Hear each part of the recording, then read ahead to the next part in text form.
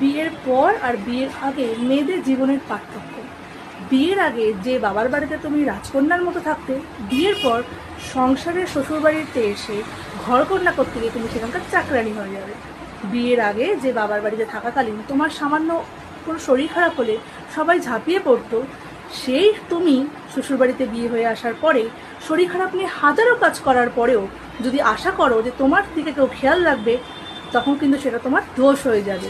কারণ তখন তোমাকে সবাই দেখবে তুমি সারা বাড়ি চড়ে বেড়াচ্ছ, তাই তোমার শরীর খারাপ নেই, তুমি দিব্যি ভালো আছো। আর বিয়ের আগে যে বাবার বাড়িতে তুমি তোমার সামান্য ছোটো ছোটো অভিমান, রাগের দাম সবাই দিত, সেই অভিমানে তুমি বিয়ের পর শ্বশুরবাড়িতে বোঝাতে চাইলে তুমি হয়ে যাবে ঝগড়ুটে, তুমি হয়ে যাবে সবচেয়ে খারাপ বউ, তাই না? এটাই হচ্ছে বিয়ের আগে আর বিয়ের পরে মেয়েদের জীবনের পার্থক্য।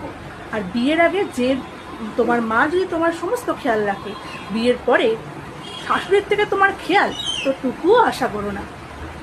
গুড মর্নিং, শুভ সকাল।